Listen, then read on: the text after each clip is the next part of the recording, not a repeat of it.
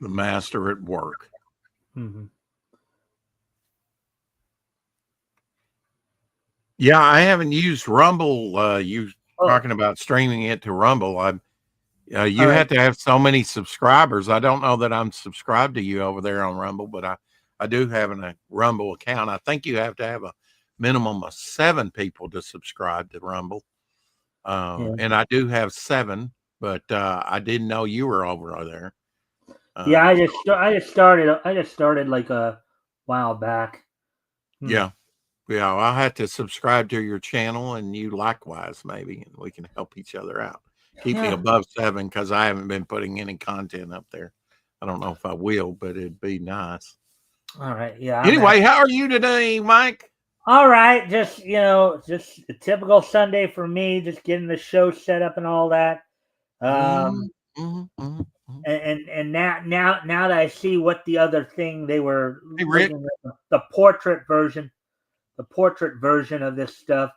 I think I will drop that part of it and just do landscape because I prefer the landscape one anyways. So Rick Piper, Cross Comics in the house. How are you, sir? yeah. Hope your campaign's doing well. He's got Canadian Shield, All one of right. the catchiest AI trailers out there. I All think right. Omer put that on loop and played that for about 4 hours. Nothing but his trailer. All right. So with that all that being said, before we talk about what we're doing for tonight, let me introduce my co-host for the evening, Mr. Rex Christian from Devil Flyer Momentum. Rex, if you I'll go Yeah. ahead and highlight your links as you're talking if you want Yeah. to. Devil Flyer over there on Fun My Comic. Of course, that's my character. It's not my only character. It doesn't only introduce him, but the Momentum universe. My name is Rex Christian, and it's good to be here. Rick says, I am good campaign ended about 3 weeks ago on Kickstarter. Mm. All right. Did you want? Did you? There might be Hey, some people watching either now or at some point in the future on the rewatch. yeah, Um, would you like to tell people a little bit about your book before just about your sure. character, After about I your read book? your thing, why are you called the Flying Queen Phantasm? Hmm. Okay, so what I do for my shows, right? What I will do for my Hey, Justin. shows is that I will whatever I'm covering, I'll put them in the header somehow. I'll put them in a header um, Hmm. where I'll put them in a header where so basically flying queen phantasms because that has to do with some of what we'll be reading. Queen as an Ah, orrery queen, okay. phantasm as in phantasmo, All right. flying the owl. Yeah. So usually what I will do, it's a little bit of a wordplay thing too. It's like I will I will go ahead, I'll sit there and I'll give a header, kind of dropping a hint at what we might be talking about if you know me and you do a little wordplay there. It's another little kind of subliminal game That's the to quick get explanation. people to play it, figure out, oh, Right. so he's talking about that tonight. Oh. And flying Devil Flyer. Devil Flyer is about a flying hero, but also about the Momentum universe. And if you go check it out on Fun My Comic and back, even at the digital level, you get original artwork, you get sketch cards, you with your membership card, your charter membership card, because you become a charter member at that time. That's only going to be offered on this campaign. And you get free stuff in the mail at random at least once a year, maybe twice. You'll also get a free head sketch of a character. This one's Euphoria. Actually, I'm going to put this Well, for up for sale. I'm sorry, Rex. One of the things I should have probably done here. There we go. Oh, I should have did that okay. earlier. Sorry All about right. that. I'll be putting this up on the campaign. This one was done on 140-pound test paper, so it's real thick. The normal head shots are like on 110, I think. This is one I did on that of Ghost, trying to develop my character Ghost. Sort of a generic name for him, but when you get your charter member card, you'll get original artwork from me here on the official cards that I just had printed up, and and they'll all be of different characters. I'll make sure on both pieces you get different characters. They won't all be the same character. So developing a whole universe over there on Fund My Comic. All right. And this, Mike, is an interesting book that I got recently off eBay. I think it's a second copy for me. Here's another one of the head sketches that I did. Some of them will be in full color, maybe some in black and white. I don't know what we'll finally send out, but I'm doing some of each. I've done over 300 of these already. I'm about 70 of the little cards. About 70 of those done so far, and I have 74 backers right now, so I'm about there. Demon number 15. This is a glaring cover by Jack Kirby. Glaring error in the dialogue there. It has dialogue that's missing. Well, all right. That's kind of an oddity, especially on the cover. Yeah. Yeah. Like I said, and at some point, way down the pipe, we might end up reading that at some point. Yeah, way down there. Yeah, considering we're still in July of 1940. This is a bog cover I did fairly recently off a Silver Age book, Invincible Iron Man. I'm sorry.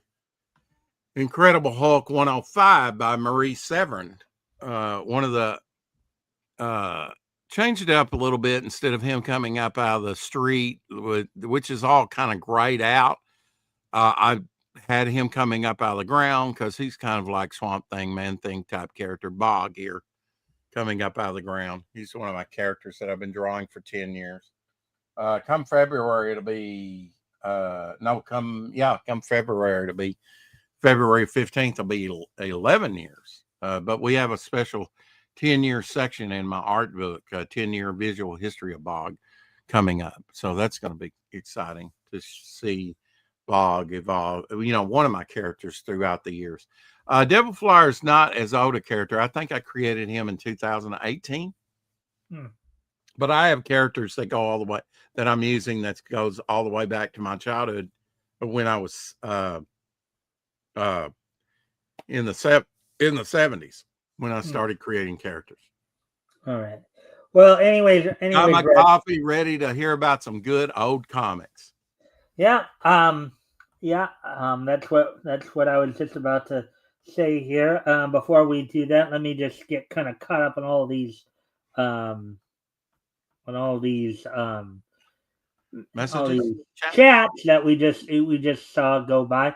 The metal, I guess, popping in to say hi. Of course, a friendly reminder to everybody, if you haven't already, if you guys can help out by liking and sharing the stream, see if we can get some more friendly people to engage. That'd be appreciated. Also, if anything here grabs your attention, feel free to comment and or ask questions, and I'll try to answer the questions best of my ability. As some of you have already probably discovered, we're starting with this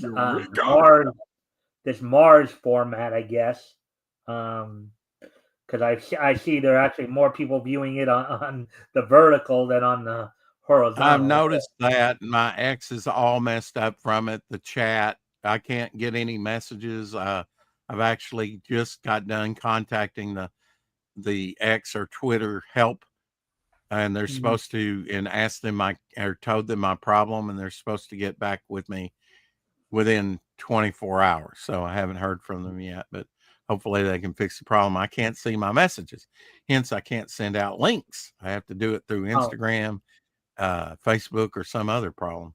And most of the people I deal with are over on X. Are you having problems doing it through StreamYard, or are you having problems doing it through YouTube? On X. on it. And yes, I'm having problems with just finding a browser that it's a mess. And Well, then I also heard that there was I don't use that, so that's probably why I'm not having the problem then. So that's yeah. Well, probably no, I thought that's what you were talking about. Also, this Mars thing. well for That's all. me though. It's a new system, where they kind of where I would just use. I'd been using landscape, I guess, for the whole lot of the time, and now they recommend Yeah. you put it on both, landscape or horizontal, and portrait the vertical. Oh Uh, yeah. Oh, you're talking on StreamYard, I think. right, Yeah. right. I'm I'm talking about sorry. I mobile. lost track on that. Yeah, Mars. Yeah, I've noticed that. It's just more stuff you didn't ask for and that you're really paying for if you buy StreamYard. Go through Yeah, actually pay yeah. for StreamYard. So, Uh, well, hello. Sorry we didn't. Sorry we didn't say hi to you before there, Justin. Warble. Thanks for popping in. hey, Justin. Hopefully you're. I don't Hopefully know you're. why there's multiple comments. I've got them coming up twice or three times. Well, See? because he actually said it 3 times. I just because I did look over. Are He you did say it. sure? He actually did Okay. say hi, hi, hi like that, but Okay, maybe. Okay. in the middle, But and then but Rick. see, I had dropped my link once and it came up twice. So I don't Well, know. okay. So on StreamYard here, the reason it's coming up twice is because it's coming up once for the landscape or for the horizontal, and once for Oh, the vertical. that jeez, wow. They just have to make it more complicated, don't they? Yeah. So We're improving it and we're charging you for it. yeah. I mean, I'm not happy with StreamYard, but they doubled the price overnight.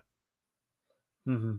Well, yeah, I remember when I was paying $25, and now I'm just paying just under 50 for it. So I know, $46. It's outrageous. And they just for me, did it's that like like overnight. 49.99. So, Yeah.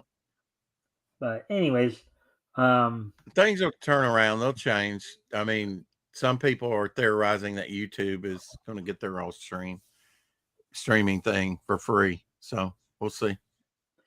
all right. So, anyways, I don't know if they'll want to when share that when out to other platforms. so Rex, let me did you now I asked this, I give this option to every because primarily I bring people on for commentary, but if you would like, would you also like to read in the character on these I'll stories? try. I All know right. it's been about a year since I've done that. I took me at least a year to recover from the last time, Mike. So yeah, I guess I will. I guess I'll participate. I'll try. Took you a whole year to recover just from reading in character? Yeah, it traumatized me, Mike. Yeah, All right. that's my Well, story. I'm hopefully you'll sticking have a to little it more fun this time. But because I'm a loser. no, you're not a loser. Anyways, okay. One last friendly reminder before we do get into what we're going to talk about tonight. Mm-hmm. Mm-hmm. For every, if you haven't already, if you guys can help out by liking and sharing the streams, um, that would be appreciated. Um, you know, um, if we can get some more friendly people to engage, that'd be appreciated. And if anything we talk about tonight, um, That's just me dropping my YouTube. Of course, it had to drop it in both for twice. That's it. yeah, Asinine. yeah, so But yeah, anybody wants to yeah, check out my daily show, do a daily show called the 4 o'clock Shadow, which Mike always friendly comes in and likes, shares, and it's at the very shares it least, out. say hi. Sometimes I'll stay a little longer. If, um, Absolutely, yeah. oh wow, I just better switch out glasses, Mike. Get the right glasses. I Mm-hmm. didn't realize I went out to lunch, so I had to switch my glasses from my readers to my Oh yeah, what'd you have for distance lunch? glasses. What'd you And have I for didn't lunch? realize I forgot to put the readers back on. What'd you So have for anyway, lunch? I went up to McDonald's and had like the McChicken deal with a chicken wrap added to it, like $8.85 total for that Wow. that size Yeah. meal. That's a pretty good price for that. You get the McChicken sandwich, a small fry, a 4-piece nugget, a small soda. That comes out to like $5.54, I believe. And then the remaining of that $8.85 was the chicken wrap. So, Is that the first time you had the chicken wrap and tried it? No, I've had it before. That's why I added to it because it's actually really good. Yeah. All right. So with all that being said, we're going to go ahead and get started. So before we do get into the actual readings, of course, we're going to talk a little bit about away we go. Yeah, we're going to talk a little bit about a couple of books that actually made their debut in July of 1940. Red Rider #1, and that's a Western with Little Beaver, right? And Sky Blazers #1. So Red Rider was a comic character. I believe he was in comic strips. A lot of these are just reprints of the newspaper strips, of course. Yeah. So Western Frontier here. Well, now before you continue, we should say that Red Rider was in a lot of the ads for BB guns. You had a Red Rider BB gun. Oh yeah, well, I as I understand it, a lot of the Western heroes back then had their own brand of BB gun. There were a few, yeah. I think Red Rider probably outsold them all. Another one who had one as well. Yeah. Hopalong Cassidy. Well, so let's see. You got a 46-page story for one of the stories here. These are just strip reprints, Origin of Little Beaver, and this one. Little Beaver was a sidekick. These are what you would be able to read if we had the book. I couldn't find, but these two books, these first editions, were not available. So, but the Red Rider #1 here was pretty much just all reprints of the Red Rider. You did have a Cowboy Facts. Does it say that it's reprinted? Yeah, right here in the, let's see, in these index or notes right here. Okay, and then it says that it's from like the newspapers. Well, strip. Usually when they say strip, okay, see this right here. Okay. So yeah, I did not know that about Red Rider, that they took it from not copulated. That's a different thing. Compiled it all into a book like that. I didn't know that, but a lot of your what's kind of fun, comics were done that way.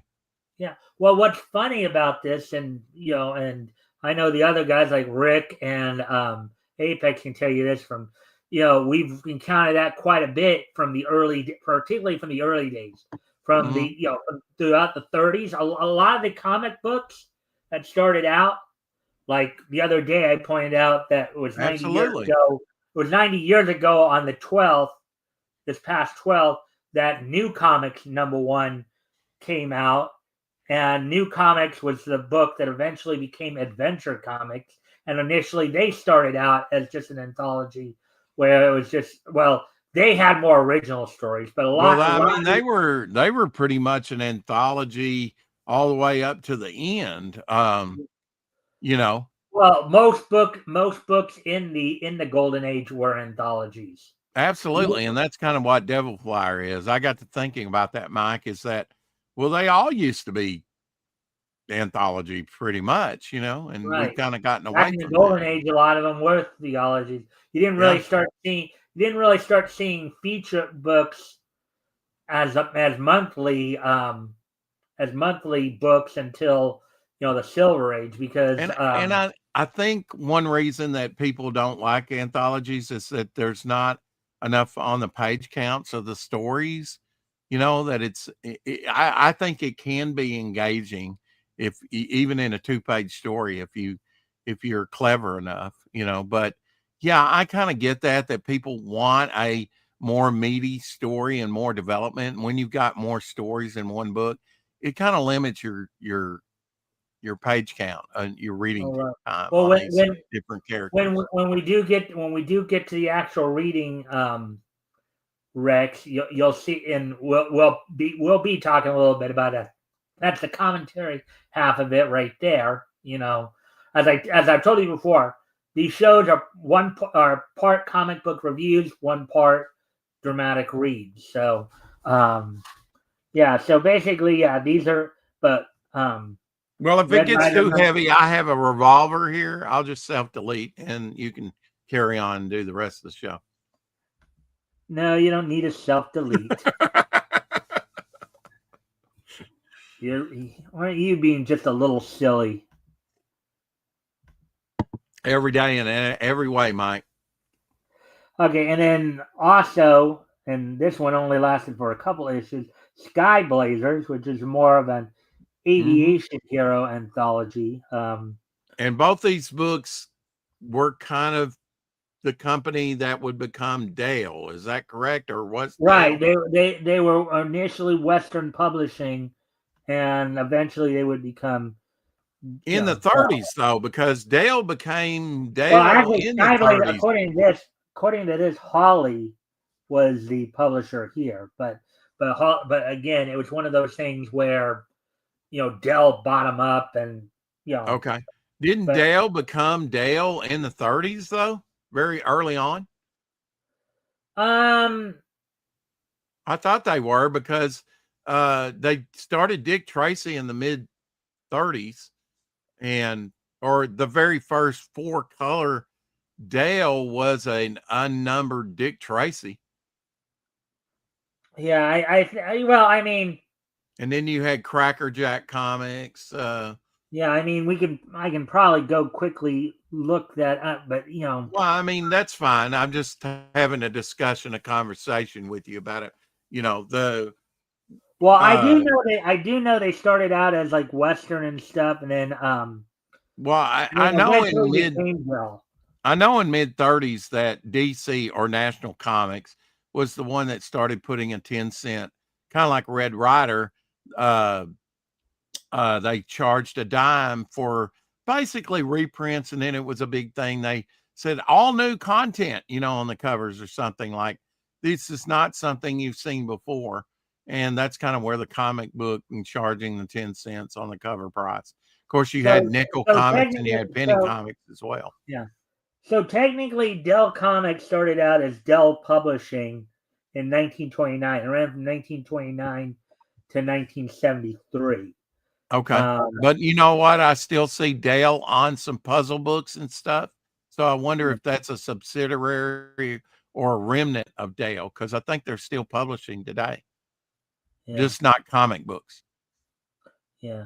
Well, because I know that Dell and Western, they get used alternatively. Mm-hmm. But I guess I'll try to. So Sky Blazers was kind of a World War II comic book. Well, no, Sky Blazers was more of an aviation.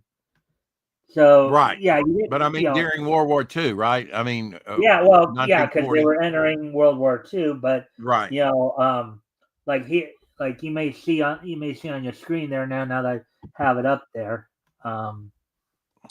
you have like story. Well, you had a text article, a comic story of 8 pages, The Flying Ace, penciled and inked by adventure, not nonfiction, aviation, Two Rescues, Arizona, The Flying Cowboy. That's kind of a So a lot of aviation. these were true stories. When it says nonfiction, they were actually true Right. stories of Some of them aviators. were, yeah.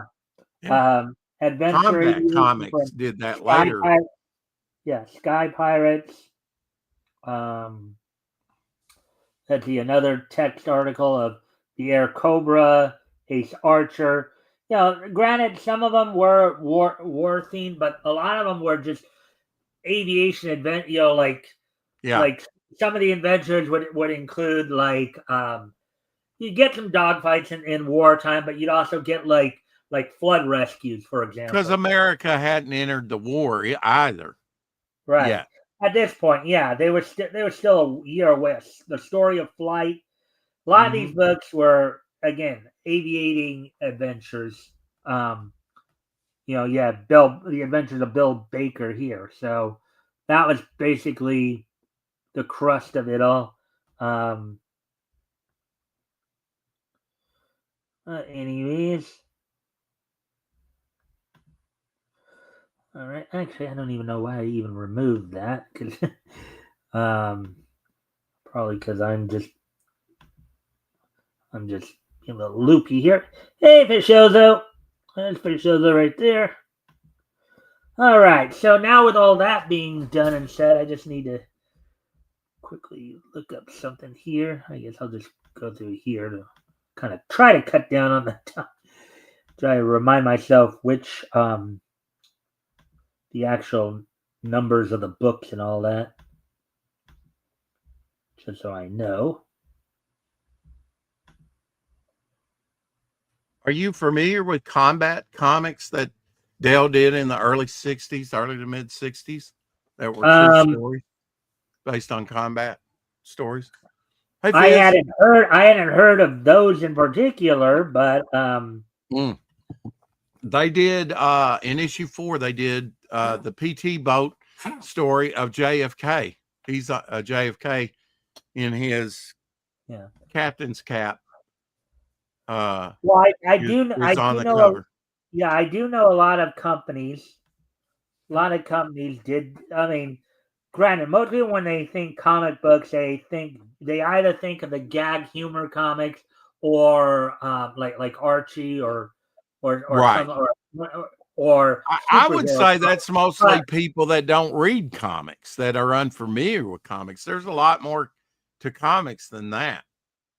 Well, yeah, but where I was going is back here in the golden age of comics, you had all kinds of different genres. Oh yeah, you had a wide variety. That's where I was getting to.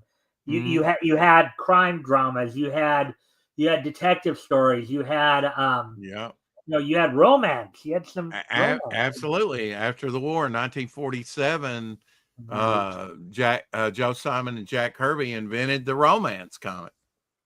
Mm-hmm. Mm-hmm. So right here, it's basically isn't that a great title for a comic book? Cracker Jack Funnies. Well, it's Cracker Jack, not Cracker. I thought it was Cracker Jack too, and I think there is a Cracker Jack comics, but these are actually called tomato, potato, potato. You know, I know I get it wrong, but it's fine. It's fine. So here it's like Whitmore Publishing Company. So Dell went under a few different names when they would publish certain comics. Yeah, and that wasn't uncommon at the time, was it? Nope. So let's see, Cracker Jack Funnies number 26. And they usually had a proclamation in the books too, Mike. Like Dell Comics would say, "Hey, Dell Comics are good for your children to read. You know, we stand by our product. You know, this is good, wholesome entertainment for your child." And that didn't change even after the authority code came in the 50s. The CCA, yeah. Well, I think it even became even more so with the CCA because again, a lot of that was from Frederick work. Yeah, I think you're correct because they were having comic book burnings, and people were kind of looking down their nose at comic books at that time.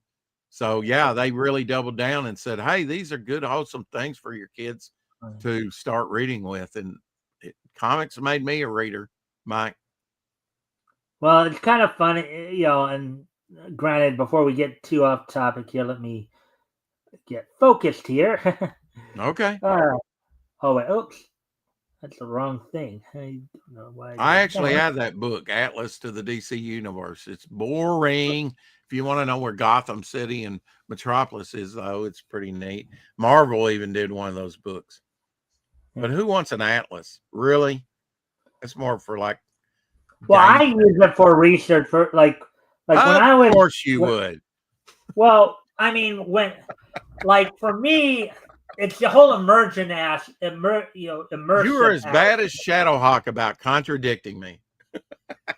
Well, it's about the immersive. Not when you're right. You're right. Go ahead. All right, so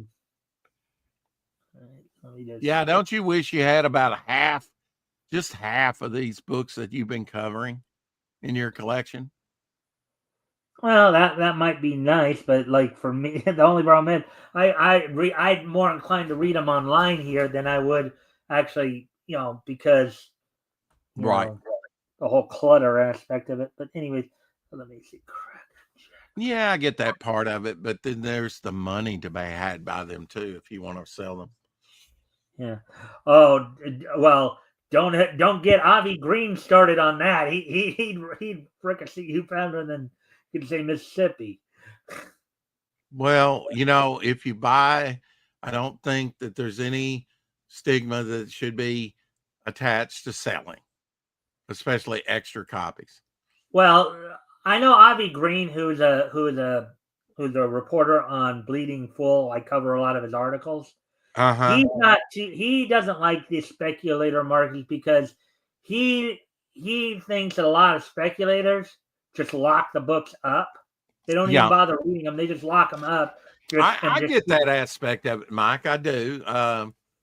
But I'm sure if he has a valuable collection, if he doesn't want to keep it, there'll become a time you either dump it in the trash bin or you sell it. And I don't think he's going to throw away thousands of dollars. So he'll probably, I mean, we're all speculators, to a certain degree. All right. But I get his point, though. Anyways. So this is Cracker. How do you say that? Crack-a-Jack bunnies. Yeah. Crack-a-Jack bunnies. Crack-a-Jack bunnies. I know. It took me a few times too before I realized because you're thinking that you're automatically thinking Cracker Jack as in the little popcorn, little caramel corn stuff. Absolutely. But then when I took a closer look at the title, it said, no, it's not Cracker Jack, it's Cracker Jack. Now, one of the other things I did find out purely by accident when I was looking, I think there is a comic called Cracker Jack Bunnies as well. Yeah. So that leads to some, but this is Cracker Jack. How do you crack a jack? I'd like to know. Well, I would think you just take a slap, whatever I think they call them blackjacks or slapjacks or whatever, some little piece of leather that you just slap somebody over the head with. That's probably what they mean by crack-a-jack for all I know. But oh wow, I'm just speculating there. But all right, 10 cents, August number 26. 2 new strips, Bob and Bill the Owl. Don Winslow. Nice cover. Yeah, look at it. It's a giant on the cover. Mm-hmm. Don Winslow, Don Winslow was another regular in the papers back then. Don Winslow of the Navy. Red Rider. I'm familiar with Don Winslow. He was like in the military. He was a sailor, wasn't he, or something? Yeah, he was in the Navy. In the Navy, right? Now, is this an LB Co cover, or do you know the cover artist? I don't know. I mean, I didn't have a chance to look that up, but okay, because this looks like an LB Co, possibly an early cover by him. It's very nice. One of the the Crusoes, the Flying Fortress, 1 million BC, Gabby Scoops, The Adventures of Ellery Queen. Yeah, Ellery Queen, really big. Yeah, detective. I remember watching him in the 70s on TV.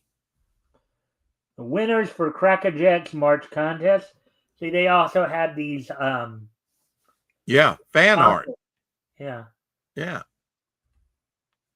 Well, the comics back in the golden age were much like what highlights are like, even from when I don't know, highlights are still the same as they were when I was a kid. But anyways, so would you like to do the narrator here, or would you like to do Ellery Queen? The Adventures of Ellery Queen. I'll do the narrator. All right. Can you read all that fine, or? If you in big in it, a little bit bigger. Actually, Copyright. here's what I'll do. Here's what I will do. Let me grab the link here. If you just embiggen it, I've got it embiggened on my screen, but we're still seeing here off to the side. If you can make it a little bit bigger, I might be able to see it all. Yeah. Well, here's what I'll do. Usually most of the guys can usually see. Actually, wait. How's that? Don't. That's where I had it. That's where I had it before. Can you get us off the screen, or do we have to be on the screen?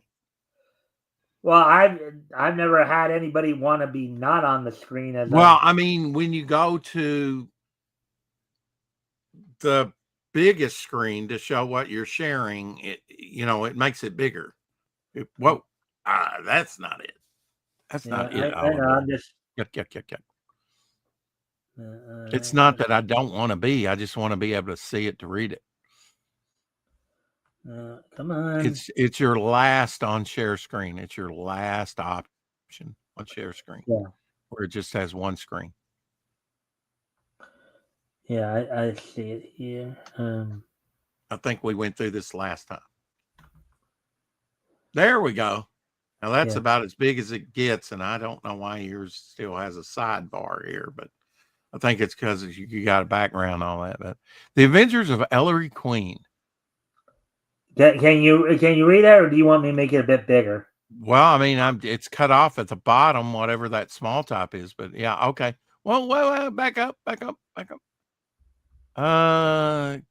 Okay, that's just like the Cooperation 1940 by Ellery Queen. Okay, that's just like the copyright of it. Okay, now we can go down. All right. Slide bar. Okay.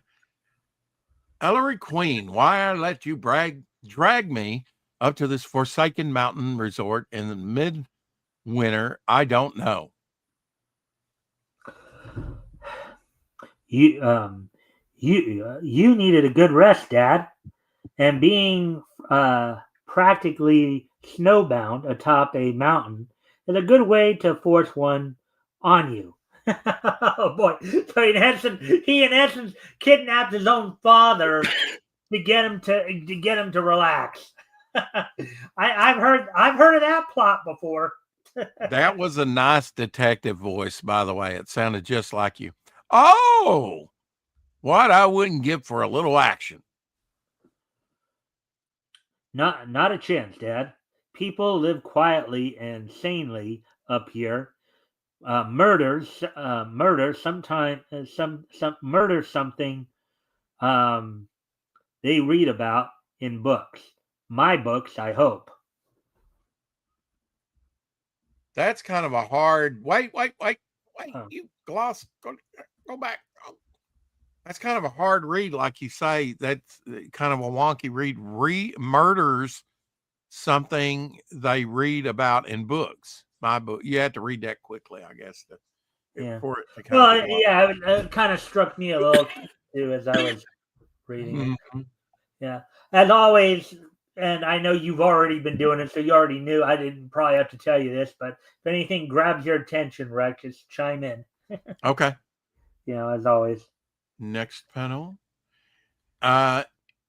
Inspector Queen, my name's Cromwell. I'm sheriff here. There's been a murder up the road, and I'd like you to help because your last comment was totally bogus. There has been a murder. Murder? Did you say murder? Oh boy, action at last. Can't, even though that's misspelled, can't says you're happy about this, Inspector. Fuss murder we had in 50 years, but it's even worse been kidnapping too. Okay, Rex, let me give you a little coaching. So some parts of the country, right? Some parts of the country, particularly back in this time period, not everybody was quite as communicative and literate as we are now, right? Right. All right. Well, let me give it another crack at it. Grammar there. So it would read like, Kate says we're happy about this inspector. First murder we had in 50 years, but it's even worse than kidnapping too. Okay. Well, You see, see how this I did is, that? you almost need a read through to see where they're going. Okay. That one caught me by surprise. Anyway, 50 years of law enforcement, then a crime wave like a measles epidemic, eh, Sheriff?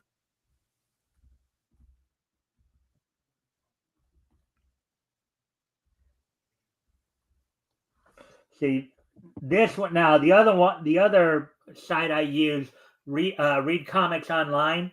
They just let you scroll down, but I didn't think they had the copies of these particular books on Okay. there. That's why we had to here. We had to like keep going back and forth, up and down, and then just hit the button to turn the page. So, Here we are, Inspector, and about time. Skiing isn't in my line. Is there a bottom part? I need to see who's speaking. yeah, I know. Otherwise, I'll be reading your part. Yeah, let's see. Let's see. Yeah, this is your part. All right. A dead man face down with a note pinned to his back. Just as I found him, Mr. Queen. Ain't touched a thing. See, so there, touched would mean touch, basically. Touch. Right. I kind of So, got that. Yeah. yeah. So, Okay, your point here. yeah. By the tone of this note, Dad, you're going to get plenty of action. And Dad speaks from his crotch area. Love the placement and the art. Oh, Good. yeah. What does it say? What does it say? Well, read it, Rick. I did. A little muffled. I mean, you know, when you got it in your pants and trying to speak.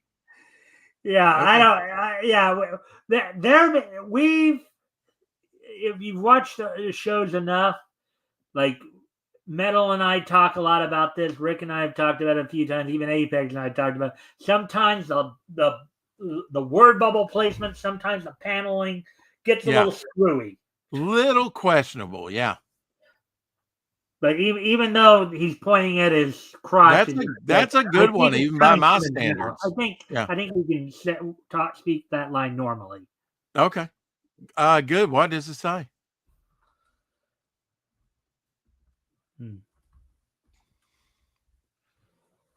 This guy objected to our kidnapping. His pal, Major Thorne, put up 50,000 at the bottom of the ski jump. Tonight, leave it there, unguarded, or the Major gets it next. The 3. Bum, bum, bum. No, I was basically saying it as if as the bad guys there. Right. All right. So you did an excellent job. Okay. I'm Sure. Just give me a second. I'll tell you where I believe the things are pointing. So, all right. So I'm getting motion sickness here. Yeah, I know. It's just Kidnappers left through the back door. You can see their footprints, and the sled tracks should be easy to follow. Can you still read it? Even though I just kind of went down one. Yeah, I was in the process of reading it when you downsized it one. No, taint leads to the main road, and it's lost there. No punctuation at the end of that sentence. Wow. Or any of these. Yeah. No punctuation. Wow, that's different. I just noticed that. Well, let's concentrate on these tracks in the snow. Might find something. Say, son, do you see what I see?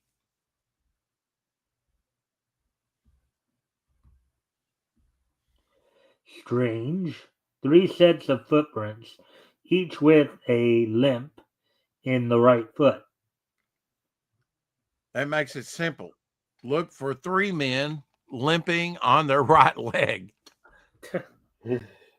I guess that's where they get the name the 3, I guess. Well, we'll find out, won't we? Bum, bum, bum, bum. Unless it says to be continued, and then we're just screwed till next week. Or until a few months down the line, whenever we get back around to this. Oh, geez. But I don't think that's gonna. I don't think it's gonna be the case. I think they'll find a way to wrap this up. I hope so. All right.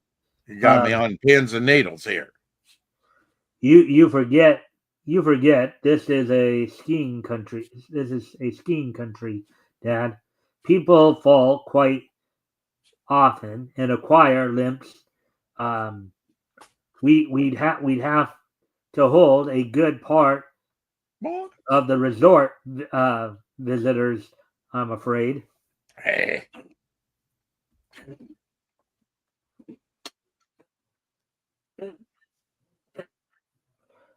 Aren't you dressed in the blue? Or you're on the blue beret? I have the blue beret. I'm the one with the blue beret. Okay. It's cockeyed L. I guess short for Ellery Queen. Yeah, Ellery. It's cockeyed L. Impossible. Whoever heard of 3 sets of footprints, all a different size, all with a limp in the right foot? Well, before I read Ellery's line there, it's not entirely impossible. It is probable, just not probable. It's one of those highly unlikely scenarios. That Just you'd read find the three story. men with the same limp. Just read the story. Don't try and make sense out of it. Yeah. At any rate, the 3 sets of marks in the snow and the signature to the ransom note prove that there are 3 people in on this.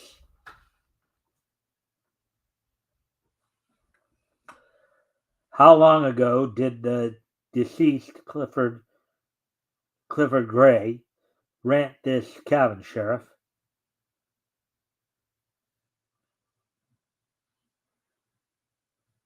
Sheriff is the one in the middle. You were the sheriff as well. I know. Just give me a second. I thought I'd unmuted and I didn't. Okay, a couple of days ago, came up do some skiing. He said, but never saw him leave the cabin but once. When and where did he go? Up to the resort hotel to see Major Thorns. About an hour and left. That was yesterday afternoon. Thorne came down here last night and didn't return home. His wife, daughter, and her boyfriend got worried, called me up, and I came over here.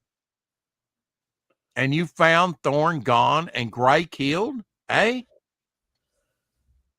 Boom, boom, boom, boom. Sheriff, have you found my father?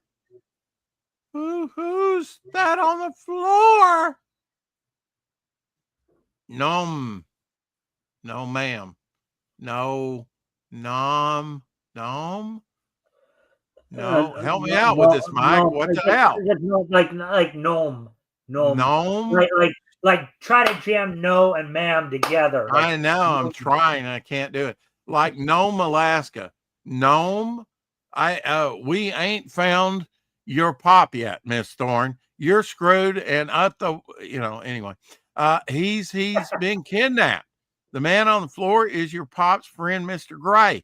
He's been killed. How big a friend must he be that the daughter doesn't recognize his father's longtime friend? Anyway, logic out the window. Kidnapped my father? No.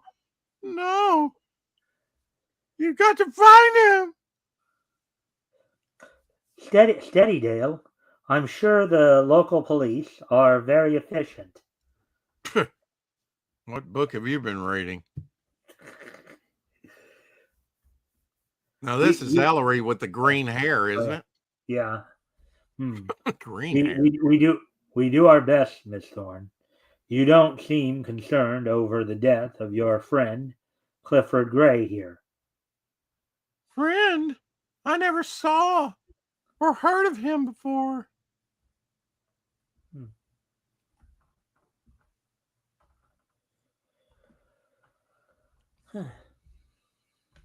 I should have cracked that Jack before I started to read this. Ellery, after introductions, sorry about that. Ellery, after introductions, explains to Dale, Thorn, and Rod, what a name. Mayor, I guess his name is Rod Mayer. Why give his last name? I don't get it. Because you didn't get the last names of Dale or Thorn. Anyway, her fiance, all the facts of the case. So Actually, they know that. Thorn is Dale's last name. Okay. Dale and Rod, what a great name, Rod. Dale and Rod know nothing, about Gray's visit with Major Thorn at the hotel, nor, boy, they barely got that word in there, squeezed it a little bit, nor the Major's visit with the Grays at Gray's cabin, or the motivating reasons behind them. Then Ellery shows Dale Thorn the ransom note pinned on Gray's back. $50,000? I don't know where I could raise that much money. No, awfully sorry. Money tied up. Sorry, Dale. Actually, since I was doing the boyfriend, that should have probably been me. Well, okay. Sorry. No, You can no, read it. no, no. No, go ahead. No, awfully sorry. Money tied up. Sorry, Dale. Where have I heard that before? Surely you have friends. Your fiance, Mr. Mayor. Oh, okay. Oh, okay. I'm sorry. Actually, no. That is okay. The way they wrote all this is a little screwy. Surely you have friends. Your fiance, Mr. Mayor, could raise it, perhaps. Yeah, I suspect my boyfriend. He's the one that did it because he said the money was tied up. That's a red flag for me. Dad's had reverses too lately. Had reverses. Wow. Is that a disease? Dad's had reverses too lately, but I'll raise it. I'll raise it somehow. Now, in that, considering the context right there, Rex. Considering the context, what do you think in that particular context? What do you think the term reverses means in that particular context? Well, he's out of money. He's broke. Right. Basically, he had losses. Right. That was the way. That's the way they. And this is something I will pick up on a lot too. I'll commentate on too. Is word usage like this, because we wouldn't say, oh, they suffered reverses. We would say today that they lost money, right? Yeah, he's a broke bum. Yeah. Yeah. So, good girl. I'm sure you'll not only get your dad back safe, but the money too. Such a detective. He already knows that already. Next night, after making several phone calls to friends, Dell turns $50,000 over to Ellery Quinn to place at the bottom of the ski jump. Wow, she raised that money real quick, didn't she? Mm-hmm. And I don't start reading quite yet. I'm just trying to figure out the pattern. I'm not reading anything. I hate it when you can't only because these panels can sometimes be a little tricky. I'm just trying to figure out the. Look at that one panel. It looks like Ellery's father's turned Chinese. I'm starting to suspect the father. Yeah, actually, that is kind of interesting too. Yeah, but and why does he have a giant acorn cap? I don't know. I don't think they can wrestle. If it was pink, it would look like a fembat nipple. Anyway, I'm going to let you read this next panel. All right. Oh, all right. Well, I'm the word bubble up top. You're the word bubble at the bottom there. All right, if you the want one to on the parse left. it out, sure. Okay, I was trying to figure out what was what, and then I saw Dad at the end of that first one, so I figured out what it was. We'll leave it here and get back to our cabin, Dad. Oh yeah, yeah. Uh, what do you mean? Get back to our cabin? It's boring there. I'm ready for some action.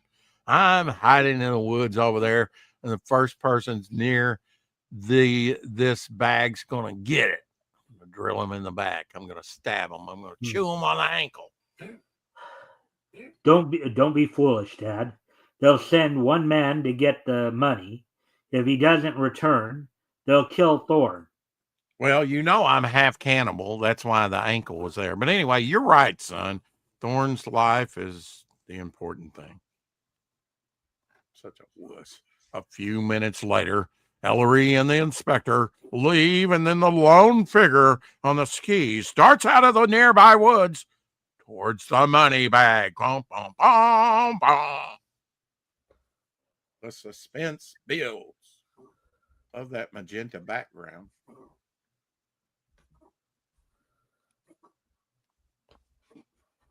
He examines the bag.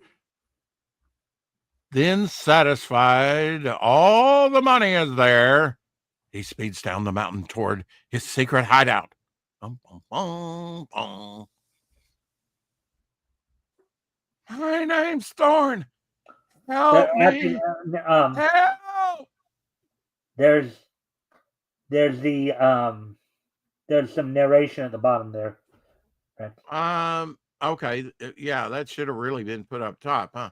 The Yeah. following morning in the Queen's cabin. My name's Thorn. Help me. I'm half frozen. Help. Dead broke, too, by the way. Just let me die.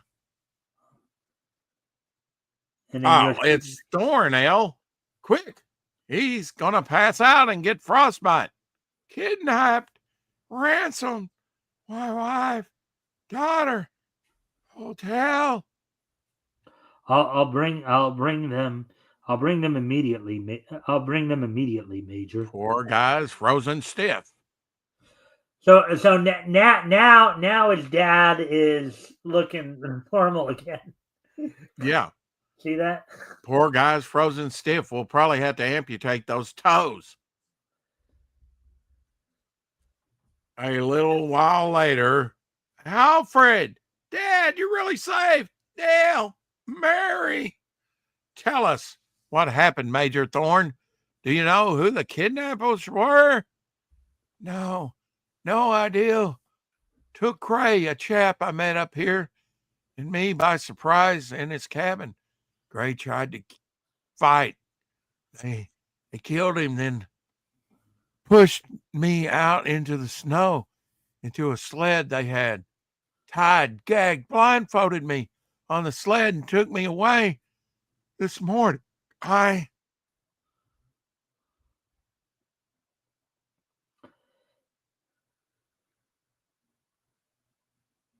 need to read that? I guess. Okay.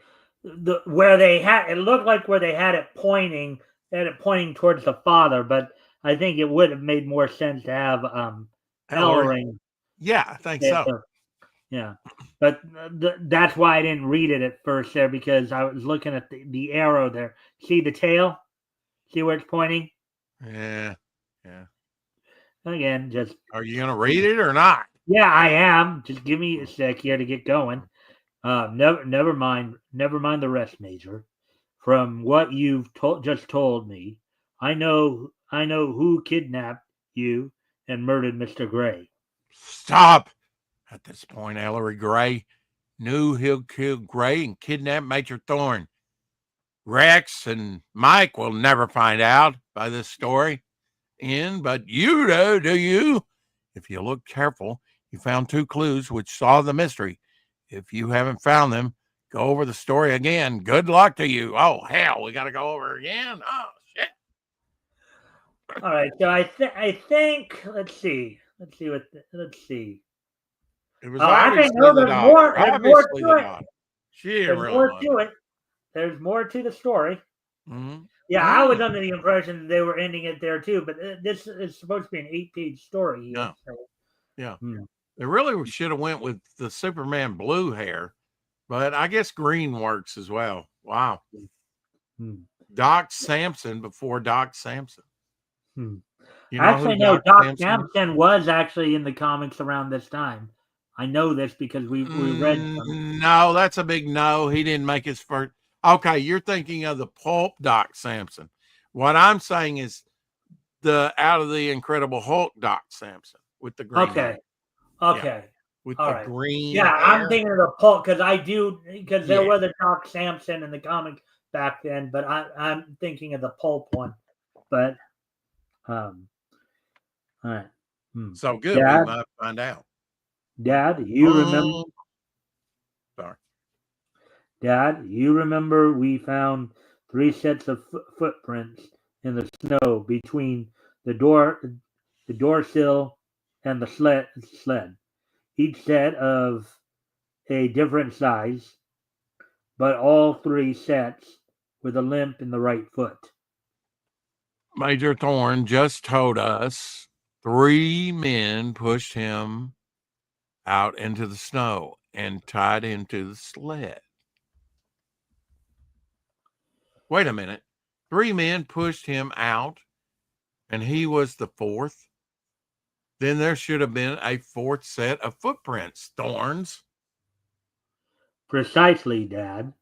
But there were only 3 sets of prints, and all with a limp in the right foot. Hmm. What do you think is going on, Rex? Get it? Get it? He says. I don't know. Let's read on. I'm dense. Hmm. All right, so let me don't start yet. All right, so I guess we go into this middle one. I think it go, so we went start left, then right, then immediate down, then left, then right. So I think Uh, that's how it's going, but we'll I think we should go to the side panel. I'm not sure about this. Yeah. I think we should go to the side panel first. Well, maybe not. Maybe not. Maybe it is. Wow, man, we did a jump from the father and son to this big group. That's wild. What are you driving at, Queen? Oh no. Oh no. Say it's not so, Dad. simply that you, Major Thorne, murdered Clifford Gray and then staged a fake kidnapping to cover your guilt. Oh no, say it's not so, Dad. Hmm. Oh yes, it is, Miss Thorne. And here's how he did it. Upon entering the cabin, he shot Gray through the back, um, killing him. Wow, they lettered that K a little weird. Looks more like an H. You see that the way they lettered that K? Healing, yeah. Mhm. Killing him instantly. Then he took 3 separate pairs of boots, um, in varying sizes from a package, but has none Good. has his own size. But then on one on one at a time, and walked back and forth, from the door sill to the sled, um, in each pair, making clear tracks in the snow. Well, you say that with such authority, Ellery. I must believe it. You are the detective after all, and I would like to sleep with you. Oh The boy. idea of the deceptive shoes was ingenious, but 2 things spoiled the ruse. First, somehow, probably while skiing to the cabin, Thorne hurt his right foot, thus a limp in all 3 sets of tracks. Second, he forgot to leave his own tracks. You know In other something? words, he I left think 3 that, sets of tracks instead of the 4 required. I think I read your part. I'm sorry. yes, I was just about to Would bring you that like to up. reread the whole thing? Yeah. The I would. Of course idea you of the would. deceptive shoes was ingenious, I'm but reaching for the revolver. two things spoiled the ruse.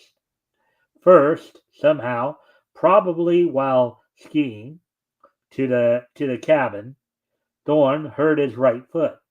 Bang. Thus, a limp in all 3 sets of Hey, Rick, you don't need to do that stuff. All right. Second, he forgot to leave his own tracks. In other words, he left 3 sets of tracks instead of the 4 required. But L, it's possible that the kidnappers carried him out. Then 3 sets of prints is correct. Good point, Dad. Matter of fact, I took that for granted during the entire case until Major Thorne informed us that he was pushed out. That that slip, Major Thorne cleared up all the loose ends and made you the only possible killer. Do you want to fathom a guess as to why he thought that, Rex? No, not at all. And it does sound like circumstantial evidence at best. Well, yeah, but the idea, well, here's what I think. Here's where I think we're going to end up going with that. If they did drag him out, you would have probably seen signs of drag marks in the snow. Of a struggle. Yeah. Yeah, you would have seen some kind of drag mark or struggle signs in the snow as he was being dragged away. Mm.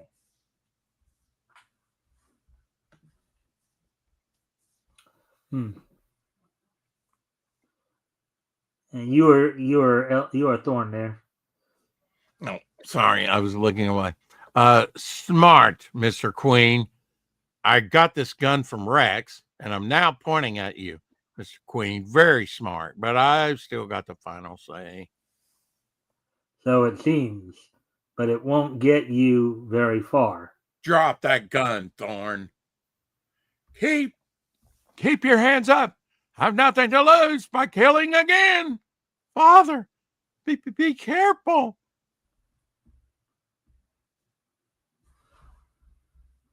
Ellery puts on his skis and pursues the fleeing Major Thorn. Major Thorn got down the hill quick, didn't he? Mm-hmm. He's fleeing for his life. I guess he's life. a pretty good skier, isn't he? Thorn approaches a jump off. He jumps as Ellery gains on him. Thorn loses his balance in midair, and Ellery leaps close behind. Now look at Ellery in the air. Ellery in the air there. Yeah, but look at the previous panel. He's right on the edge, and yet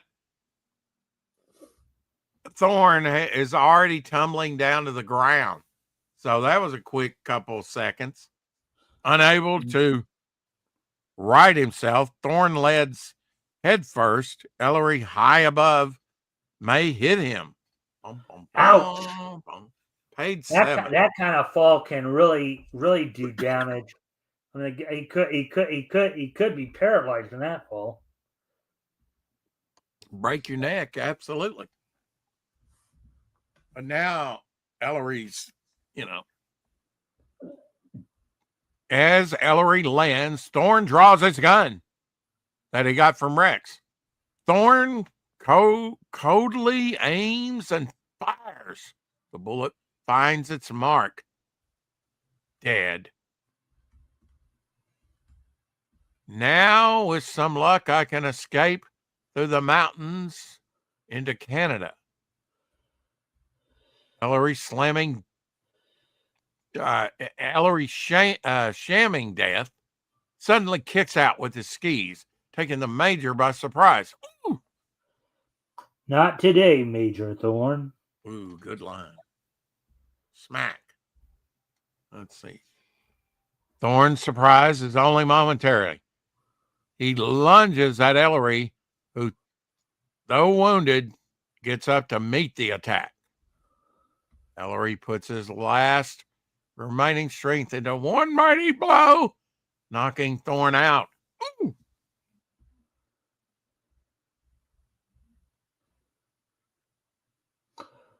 All right, let me just go back and make sure there isn't any more there. All right. After I knocked Thorn out, I recovered his gun and brought him in, and that's all. Oh, that's about what about Thorn's motive? Thorn was your motive. Thorn was your No, you Thorn. misread that. Yeah. Thorn. What was your motive? You see, I didn't need it to solve this case. Gambling. Lost all my money to Grace, who demanded it. I begged for time. He refused. I killed him. Because that's what you do. Yeah, you can't pay your gambling debt. You just take the guy out. All right, so we're done with Ellery Queen. Before the next story we'll do is the Owl. But before we do that, that's the end of it. Yeah, that was the end of it. Wow, that was kind of a lackluster end. I tell you why I needed the money, and that's the end. Wow. Okay. All right. So first off, before we continue on here, first off, let me ask my usual questions, and we'll get caught up on some of these chats. And we can probably put this back to normal for a moment here, so we can see our faces here. All right. So overall impressions of the story, Rex.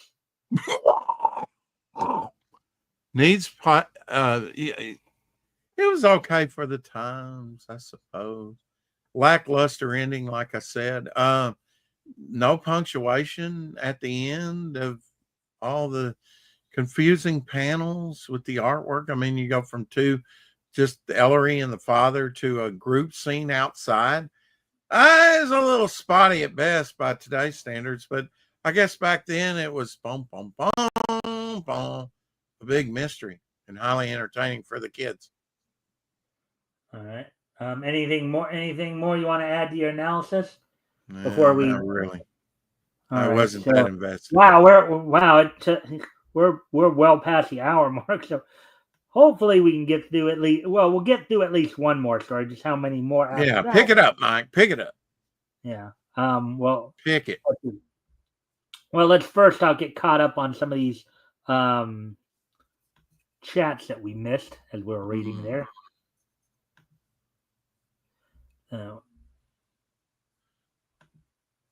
Okay. Anyways, what's your favorite movie of all time, Mike? I don't know if I have one favorite movie.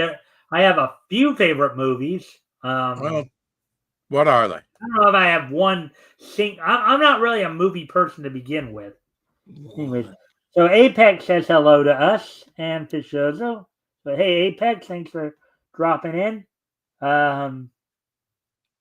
Crotchety actors. Good job, Rex.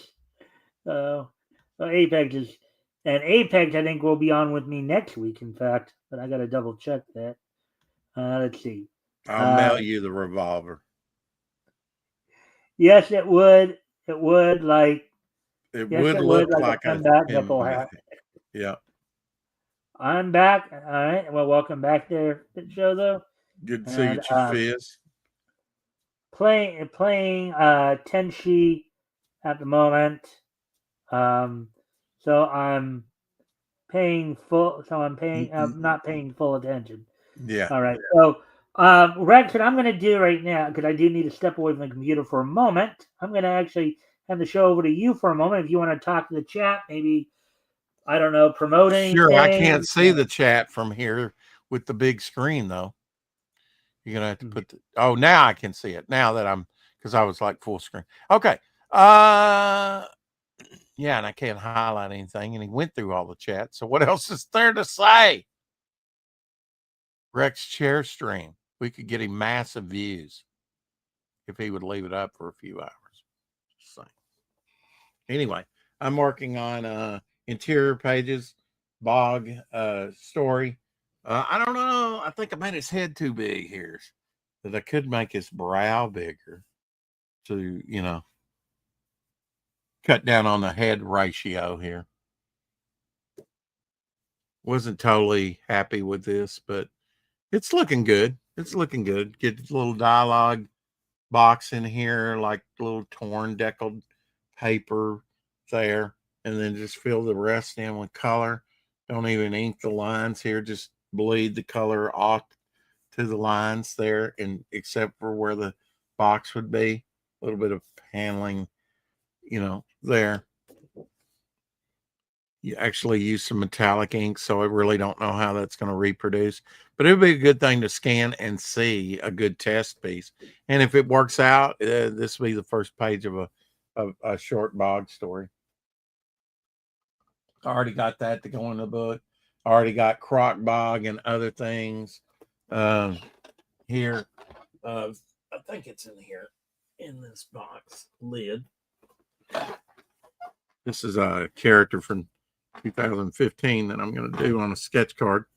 Found that last night. I actually did move my TV from right here upstairs and actually binge watched King Kong, old 60s, 10 times as big as a man. Yeah. I got stuff sitting on the artwork that was scanned. Here we go. So pieces like this, be putting up on the campaign. Croc Bog, Dr. K, very nice. Ryan James. I won't put up everything, but I'll put up a few pieces. Maybe some of the preliminary sketches that led up to the 10th anniversary piece. I don't know. I may wind up putting it all up, Got a couple of preliminary drawings, one based on my deal here, one based on his, although there's variations from that to the other one. Early book by Jim Starlin here. I showed that the other day on my show. He just named this star there from 1971 from Texas Trio. Here's an ode one thrilling wonder stories. Pulp. I'm marking on a pulp. Slowly but surely, a Western pulp. A couple of them. And it will be on pulp paper, by the way, through Peter Samedi. I'll be adding some of this artwork to the campaign. Some of mine. Anything I've got scanned.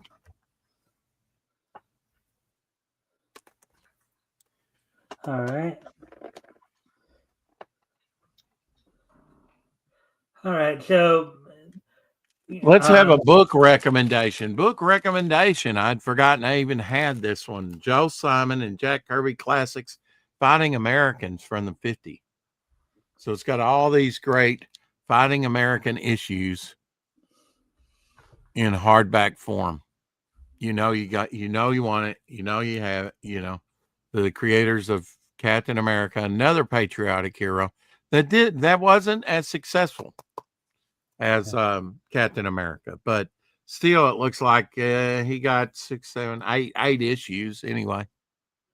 Well, yeah. Well, one another like patriotic themed hero that we've talked about a bit that again didn't last as long as Captain America was the Shield. The Shield, the very first Enterprises.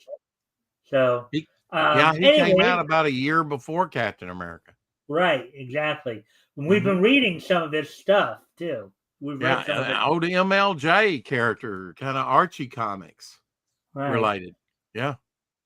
Started out in Pep Comics #1, and then later in issue 30-something, Archie took it over and was so wildly popular.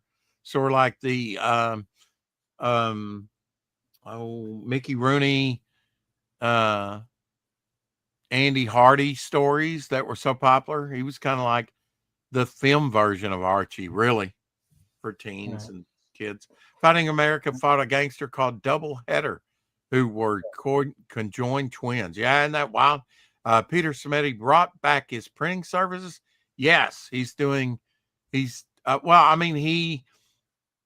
had a campaign, but you can pay him to print in newsprint with the same rates as he had on the campaign, limit to 200 issues, 48 pages max, color or black and white, and the little mini comic size as well.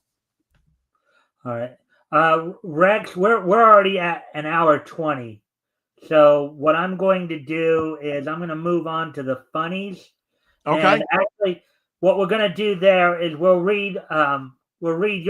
actually read your namesake. We'll read Rex King of the Deep. Figured you'll get a kick out. I'll do the narration on that one, and you can be Rex King of the Deep. Okay. All right. So let me just. There was a Rex the Wonder Dog too in the 50s. Yep.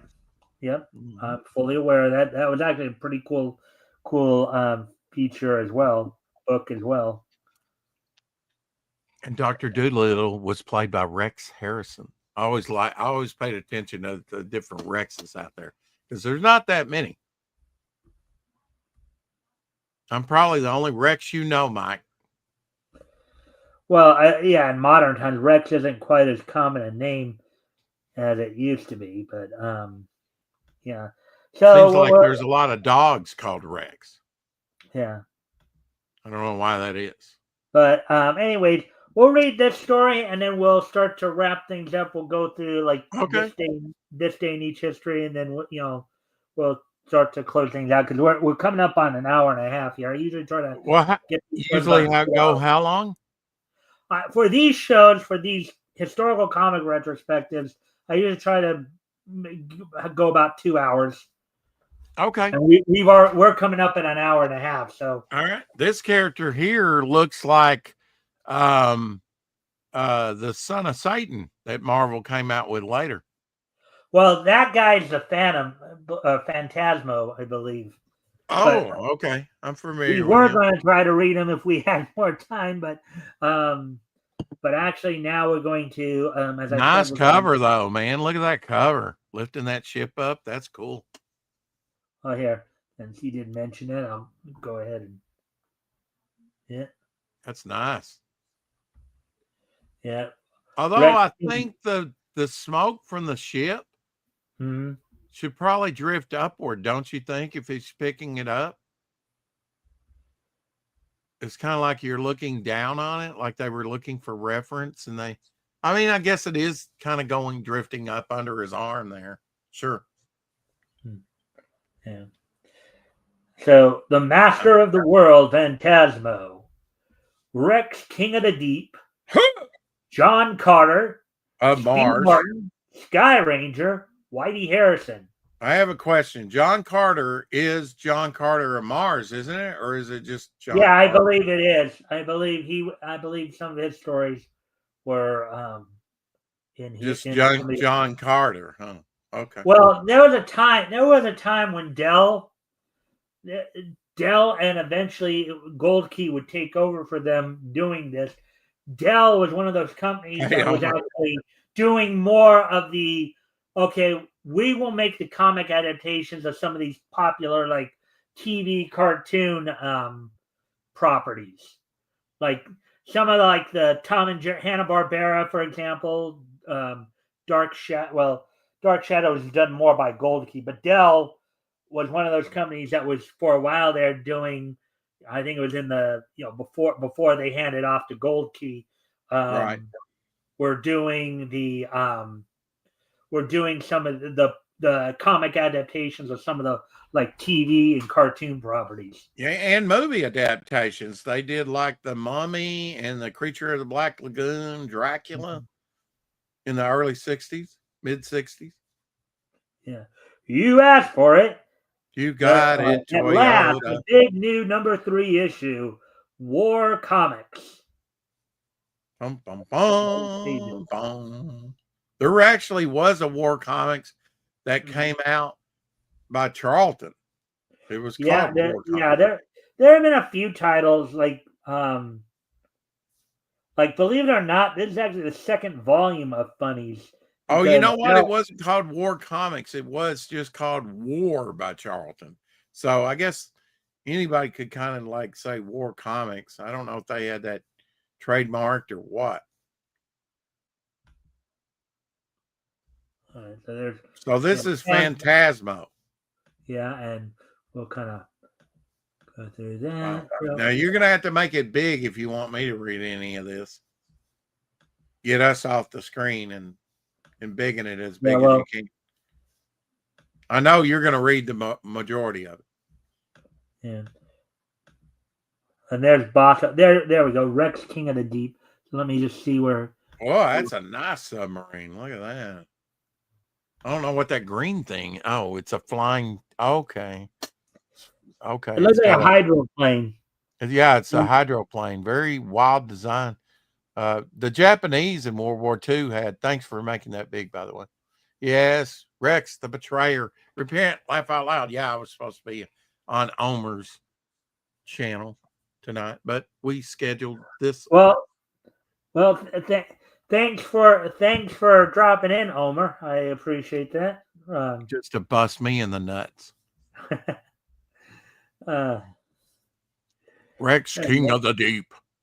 Yep. All right, so I'll let you be Rex, and then I'll do the narration, and then we'll figure out the others to do as we go along. Ooh, nice submarine. Yeah. A.M. Williams Corporation. Ooh, look, they got a little underwater tank too there in that first opening shot. Look at that with the turret on it. Upwards, up. There we go. Oh, not that far. Do you see the little in black there? Oh, you mean just above the? Okay, I think the fish are hanging about right above it. Yeah. Okay.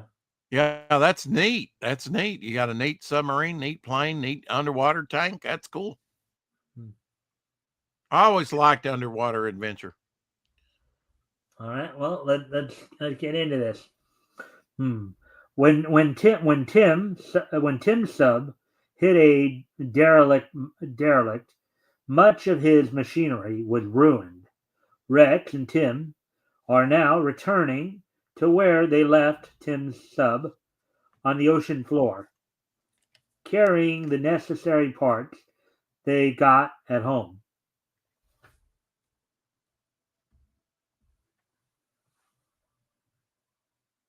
All right, that's you're Rex and he's speaking now. Okay. We should be near the spot where we left your sub, Tim. I'll check our position again. This is the spot, Tim. Okay. Okay, Rex. I'll tell him to stop the engines. You go inside your sub, Tim. I'll look it over on the outside. Oh, okay. Now this one's a 6-pager, so this one won't be quite as long. Tim, part of his crew, and some of the required machinery are lowered to Tim's sub. Right there, he looks more like, granted, even though he has the breathing helmet on, looks a little bit more like the Submariner than anything else. Namor. Then that just may have been how they colored people underwater like that, I guess, or drew people underwater like that. an air hose is connected from the super sub, and after the men enter the airlock, the water is pumped out, allowing them to enter the sub. Meanwhile, Rex is also lowered to inspect the bow of Tim's sub, where it collided with the derelict. Some of these steel plates will need repairing, but they will hold till we get here or to dry dock, I guess.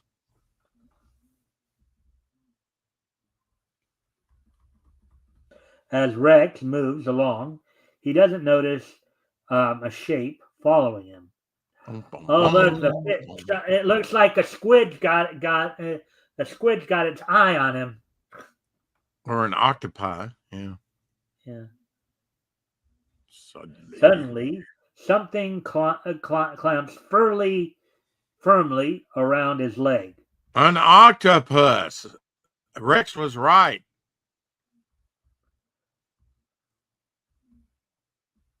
Not a squid, Mike. Well, it could have been a squid. It could have been a squid or an octopus, but you were right there. It was an octopus. Yeah. All you got to do is read the story. No narration. Come on. Rex barely has time to get out his knife before the clammy tentacles start wrapping around him. Ooh, nice adjective. Clammy. It's still water based. Clammy tentacles. Yeah. Really a good I way had to an put it all ex-wife together. that was like that. She had clammy tentacles. If I can cut off a few of these darn tentacles, I can break free and get a divorce. Oh. A final savage thrust, and Rex breaks free and heads for the surface. Reaching the surface, Rex is quickly hauled aboard the super sub. You look as if you've had a battle, sir. Yeah, with an octopus. Tim should have the repairs made in a few hours, Professor. Then we can bring his sub up. That's fine. A short time later, Tim's sub breaks the surface. There's Tim.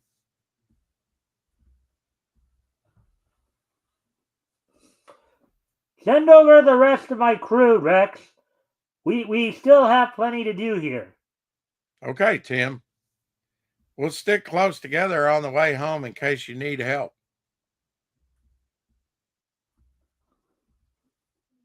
Boom, boom, boom, boom. There's that squid. I mean, octopus. Soon, the two subs start the journey homeward. Tim doesn't seem to be having any trouble keeping up with us.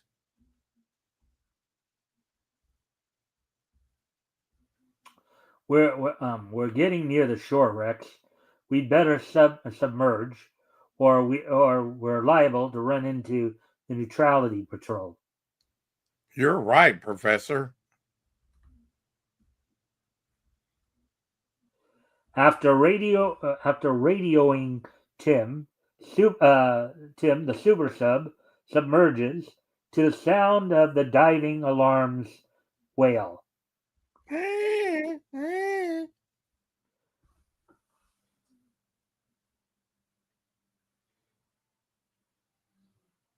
Switch on your oscillators, Pete. We're nearing land, and I want to know the depth at regular intervals. Right, sir.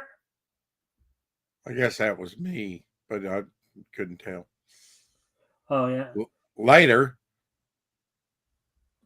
we'll come up for a look around. I hope Tim isn't having any more trouble, like sinking. Rex, my oscillator's going crazy. 1 minute we were a safe distance from shore, and the next we're only a stone's throw away. Ooh, collision alert. Much.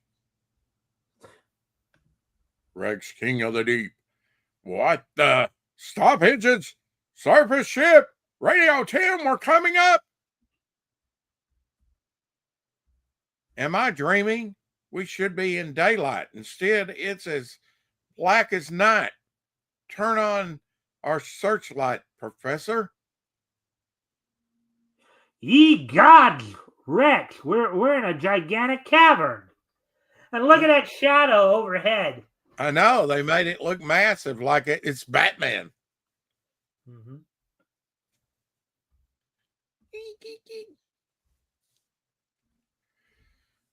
Do you know the difference between stalactites and stalagmites, Mike? I'm not sure which is which. Well, the way I remembered it was one comes from the top, yeah, and one comes from the bottom. That's a stalactite, and a stalagmite, and that's how I remember it. A stalagmite make it up to the ceiling, but just can't quite make it up to the ceiling, is on the bottom. Yeah, stalagmites are on the bottom, stalactites on the top. Stalactites and everything. How we got in here is beyond me. We kind of floated in, Rex. Dance. The cave entrance must be wide, and we cruised right in. Tim, that's something, right? Well, he got an answer to his stupid, rhetorical. I guess he's just being rhetorical. Tim is behind us, so he got in okay. Now we're both trapped. Boom, boom, boom, boom. Nice yellow sailor cap. Rex, King of the Deep. This river or lake seems to go far back. We'll cruise up it. Signal Tim to wait here for us. Look, Rex ahead. Look, Rex ahead. It's a steel bridge. We're not the only ones in this place. Oh, turn our searchlight. Turn off our searchlight. We'll submerge. We'll be stealthy. We'll sneak up on the bastards. The super sub goes down to periscope depth, and not a moment too soon. Suddenly, a small train clatters and sways across the bridge. Oh boy, I think something's going on here. Gosh, that looks like a mining train. But what? Professor, look at this. 2 subs are coming around the bend ahead. Let me see, Rex. There's no time for that. We're going to collide with 2 subs. Rex and the Professor see a huge cargo sub, followed by a smaller one, slide slowly past the submerged super sub. I wonder if there's some kind of smuggling thing going on here. Maybe. Yeah. They didn't even see the super sub. That was convenient. Mm-hmm. Who are these mysterious subs? What has Rex stumbled upon in this strange cave? Read it in the next issue. But you don't know if it's a smuggling thing because there's mining carts. Maybe they've created a shaft to a known mine and they're stealing from the mine and smuggling the gold out or something. Yeah, that could be possible. All right. So overall impressions, Rex? We'll go up to the top of the page so I can read the title again. Rex, King of the Deep. I love it because my name's on it. And I love underwater stuff. Any commentary on the writing or anything like that? When they shortcut and they try and do, and of course you read most of that and fell into that, so I didn't get confused too much from it. No, it's could have been a little bit snappier, but then you could say that about a lot of the Golden Age books. But for the most part, it held my attention. even while you were reading.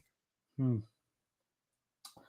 All right. So now that we've kind of done the more focused on the specific story, so now we get to the comparative between.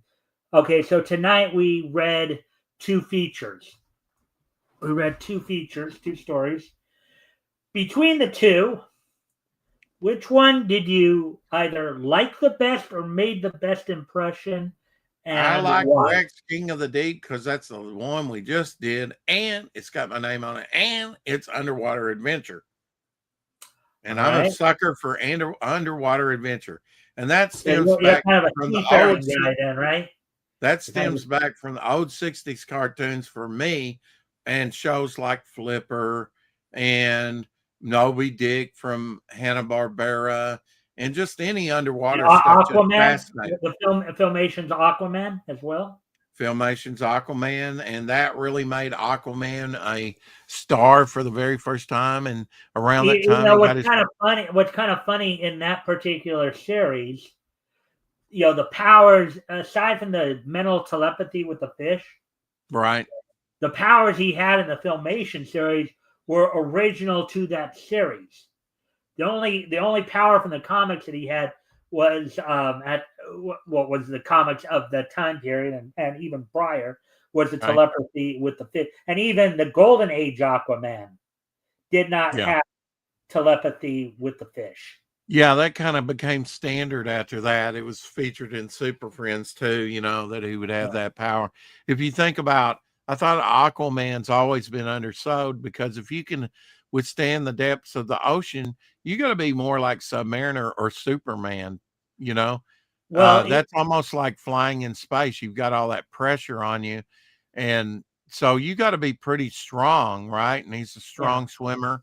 I Well, think, I don't know how much you know about um, Earth 2's Aquaman because there was an Aquaman on Earth 2, the yeah, Golden I Age mean, Aquaman. that was the first Aquaman of the Golden Age series, and Yeah, Aquaman was always a secondary character in mostly in the back of Adventure Comics. right. And Ramona Frieden later co-created his sidekick Aqualad, but who was also featured in the Filmation.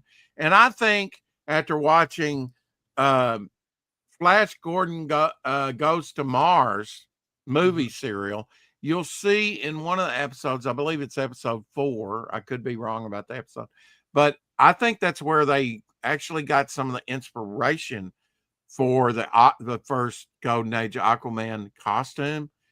from what he puts on and wears, and with that blonde hair. And Aquaman had blonde hair, and uh, remember Buster Crabbe that played Flash Gordon was an No, Olympic I don't because swimmer. I never saw the serial. Do But you know who Buster Crabbe is?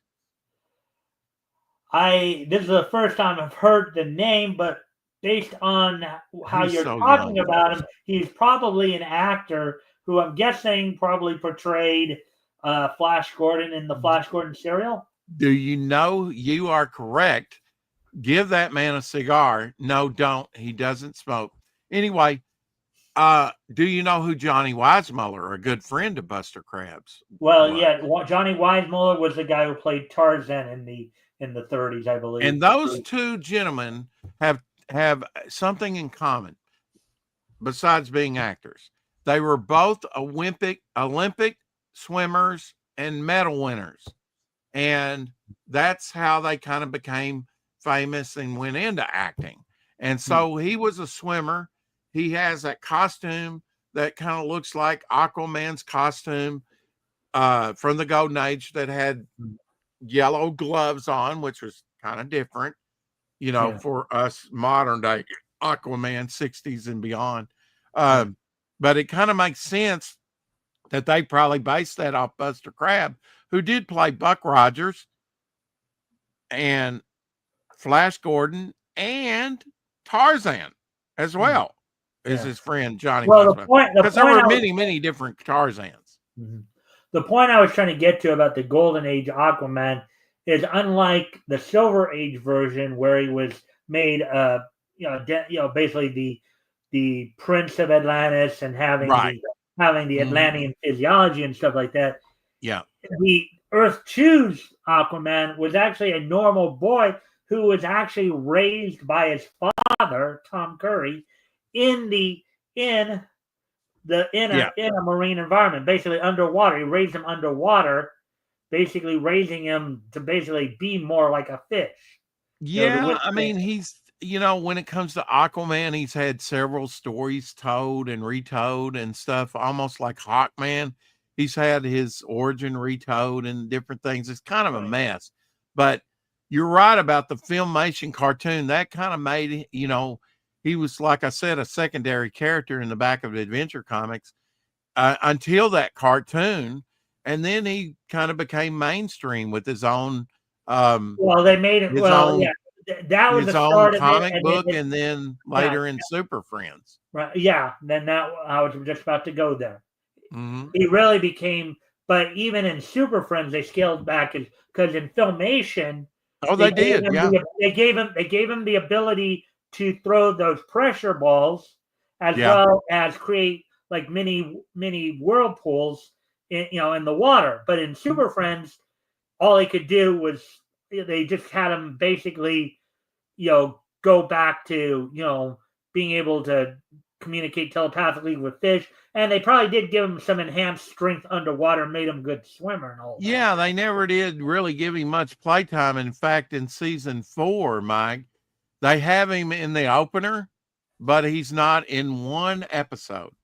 He's in the opener, but he's not even in one episode. Are you talking about Super Friends? Are you talking about Super Friends Legendary Superpower Team? I'm talking about Super Friends season 4. Which I believe is that the one with Firestorm is where I'm. No, that comes later in the 80s. The original Super Friends started in like 73, I believe. So that would have been sort of mid 70s season of Super Friends, and they have him in the opener. Dun, dun, dun, dun, dun, dun, dun. Okay, here is the Super Friends chronology. So 73 was the first series. That was the one with Wendy and Marvin. Well, they were, I mean, it was all one long series. I mean, they renamed it in the 80s. Like, you're correct. They brought in Firestorm and Cyborg later, even made figures when they came out with the Super Friend figures, which are basically the last two challenge of the Super Friends. Challenge of the Super Friends. The last two seasons were Super Friends Super Legendary Power Team. Yeah. The one where they introduced Firestorm into the team. Yeah. And then the last season was Galactic Guardians, where they introduced Cyborg. Okay. Yeah. I mean, the name might have changed, but it's all Super Friends. Meanwhile, at the Legion of Doom. Yeah. But anyways, let's get caught up on the chats here, then we'll start to wrap up here. Do we have anybody in the chat? Actually, we do. We do have a few new chats. Yay! So Apex was replying to Omer there. Thanks for the update graphics for the Combat campaign. I have them downloaded. Campaign books better with your new Seducer Fembat in color. Yeah. And then Pitchoda said, just say cephalopod. That's an octopus. Yeah, I know that, Fizz. The opposite of space would be total deletion. Yeah. Buster Crabblade, Flash Gordon, and Buck Rogers in the movie series. Absolutely. In multiple movie serials with Flash Gordon. Super Friends made Aquaman a joke. Yeah, basically again. Well, yeah. I mean, post-crisis, they did give him like some supernatural powers, some magical powers, and they even put a hook on his, which they played up in Justice League. A harpoon. Yeah. Yeah. And then hey Natsumi.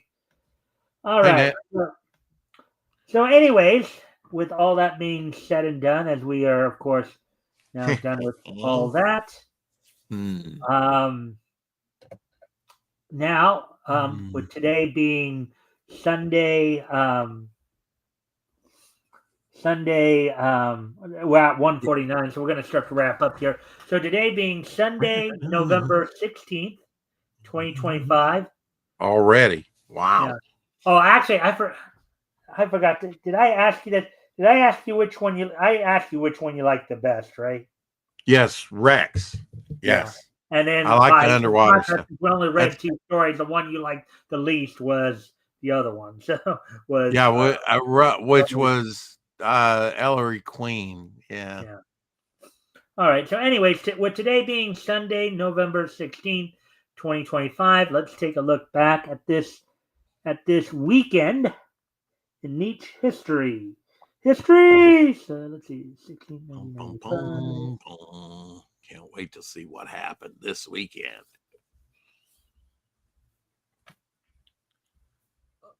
Throughout time, right? Yeah. Not necessarily this year. Well, yeah, this is this is basically come on. You're froze. It's scary. It's scaring me. Yeah, I know. Don't hurt me. Oh, he's back. Good. All right, I'm not frozen now. Yeah, you're unfrozen. Like Captain America out of the iceberg, thrown into the sea by a submariner. True thing. Right. Look it up. November 15th. Avengers 4. Yeah. I have the color guide to the cover. All right. So with that being said, so first off, we're going to head back 15 years ago yesterday.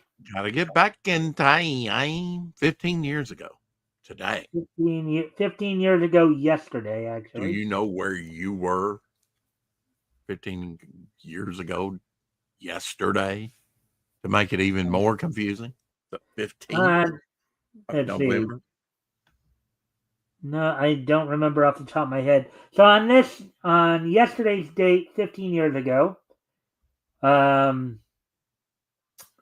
the American children's animated television series Marioku Yummy completed its run. It was completed its run on the hub. It was produced by American Greetings Properties, DQ Entertainment, and Telengo. It is based on the 2001 greeting card character Marioku Yummy.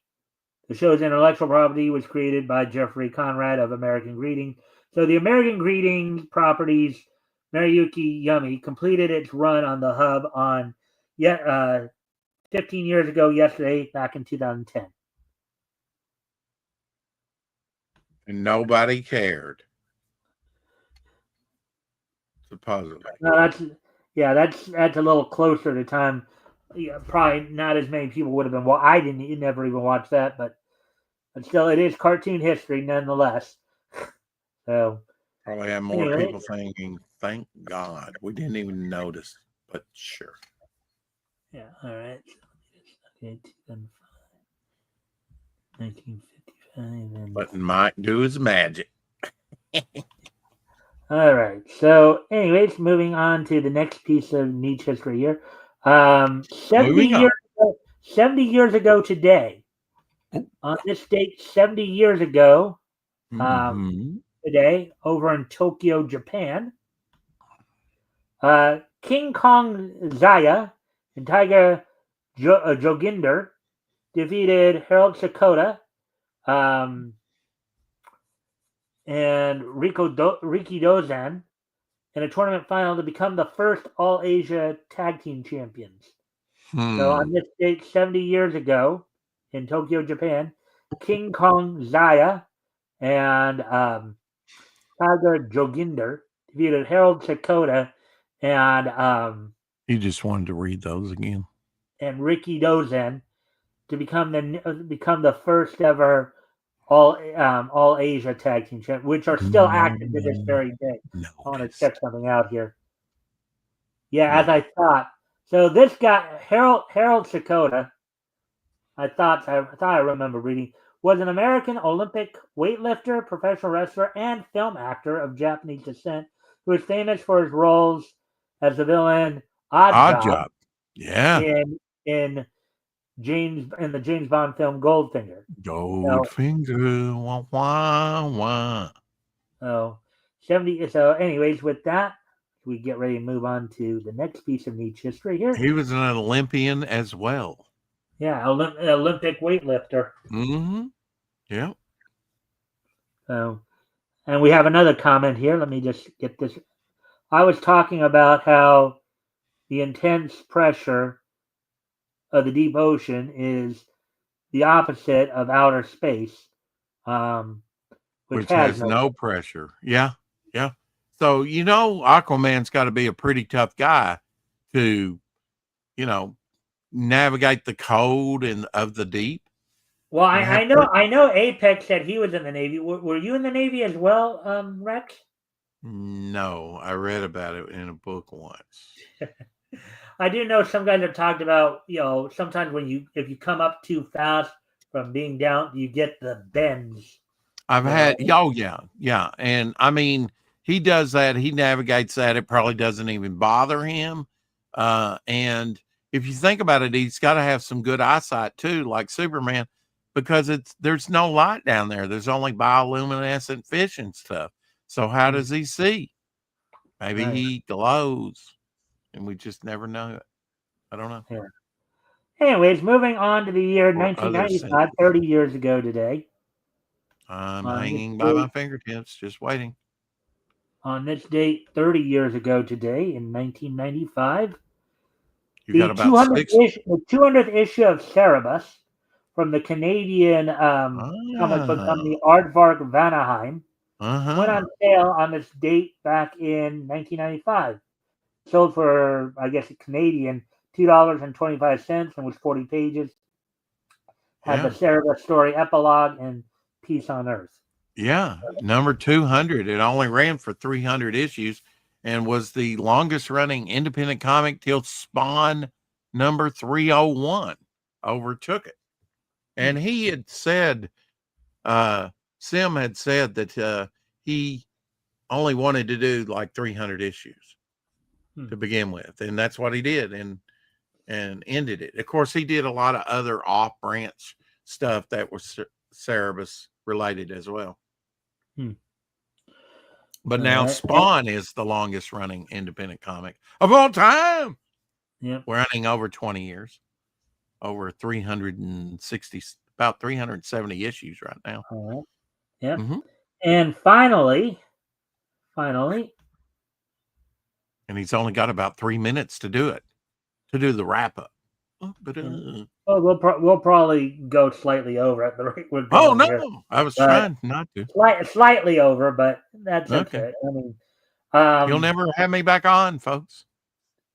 We went over well, last time. He's going to summarily get me no. behind this. Actually, if you can stick around after the show for a few minutes, we can actually talk a little bit about that. So, Okay. all right. So on this date, 20 years ago today, back in 2005,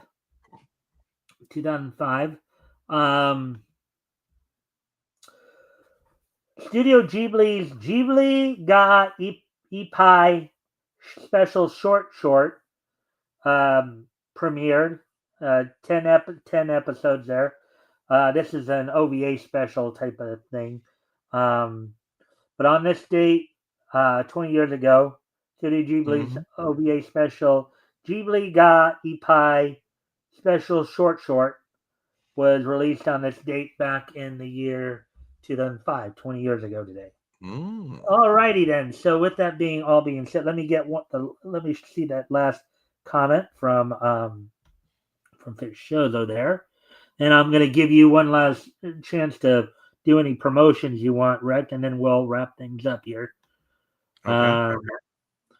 So it would be cool if Aquaman had sonar like a whale. All right. So okay, Rex. I'm gonna hand the show up for you for a moment. If you want to go ahead and make any last pitches for your work, your channel. Tell everybody what you're doing this week. I think you got the shtick, right? Yeah. One thing that I've started doing every week is Feature Friday, where we talk about a a comic book creator. We just covered Jim Starlin a little bit. We didn't get much to him because I had a couple guests on as well, Keith Gleason and Michael Krieg, a couple comic book creators of the community. But we'll revisit Jim Starlin sometime next year, or maybe I'll do, another, stream and feature some of Jim's other stuff since we were kind of slided. I kind of thought about that. We covered Jim Steranko this year already. Next Friday, we will be doing Mark Silvestri and Kurt Swan. To follow out the year in December, we're going to do Todd McFarlane, Jim Aparo, Dave Stevens, and George Perez. And I want to lead off with Brian Bolland for 2026. I really like his stuff. But like I say, we'll revisit some of these great creators on every Friday. But we do a daily show called 4 o'clock Shadow. That's 4 Central, 5 Eastern. And we talk mainly about comics. About the only thing that I'm collecting now, not reading, unfortunately. And I've been waiting to get issue number 1 of this, Herculoids. I collect Herculoids and Spawn. Herculoids, another one of those Hanna-Barbera cartoons. Hanna-Barbera cartoons that were adapted by one of the comic book. Yeah. Everybody asks me why the shower. Huh? But you'll have to come over to my channel and ask me that question before I answer it. Here's Scooby-Doo up here. Or that's actually Shaggy and the underwater guy, Ghost. And that's a bank there, ceramic bank of the Mystery Machine, among other things. Speaking of Hanna-Barbera. All right. And I was fortunate enough to get a couple of stands, and I got that last year, that Hot Wheels stand. Don't see those out very many, but I got a couple of the DC comic book stands. So that's cool. And what do I do with the header? The header's around here somewhere. But yeah. Anyway, I do a daily show on YouTube, 4 o'clock Shadow. I'll leave the links down in the description. Of course, I'm doing my own comic book, which is like a hero anthology, like we kind of covered tonight, only better. A little bit more modernized, but all the stories are independent stories, but they're all interlinking into one big story, and it's under the banner of Devil Flyer. It will be 48 pages, maybe 52. I think we'll at least get up to 52 pages for pages added. We only like $270 something doing that, I think, and I think we'll achieve that very easily. Campaign's doing good. I think we're approaching $4,300 on the campaign over on Fund My Comic. Doing individual cards, individual characters from the Momentum universe of different characters, heroes, villains, different creatures, just a plethora of different. I've been creating new characters of late. There's Tweeka. She's kind of like a mascot of my company. Here's Twisted Man. I like how I did him. He's looking very evil there. Anyway, working on those, occasionally doing some more sketch cards, creating characters, and we'll be doing some bookmarks. I've got some bookmarks cut out here that I've cut out a couple years ago that I didn't use, so I'll be doing a few more of those. And I'm working on some larger pieces too. And I'll be putting up later tonight. I'll be putting up some artwork from Ryan James and some other and this piece by me. And eventually, I'll probably be putting up some of the sequential work as well. I just haven't got it scanned yet. That's where we are now. Is I need to scan more stuff. But I've made everybody's fan club card, sort of Devil Flare, charter member card, and that entitles you. Uh, if you back the book, you get a charter member card, and that gives you free stuff from now on in the mail, sent randomly at least once a year, maybe twice. Uh, get you a head sketch, either horizontal or vertical. Get you a character card, that we had made up, original artwork. And if we reach the sketch goal or you back the big bundle, I'm going back and I'm finding characters that I created, like this one in October of 2015. He's going to be my next sketch card that I draw.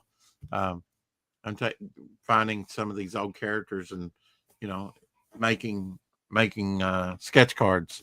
I've had 200 of those printed up recently. And the last things, and I don't seem to have them. I may have moved them out of the way. Got John Dillard bystander. Oh, here they are. Bystander card. And let me just get the ones that are in the top loaders here.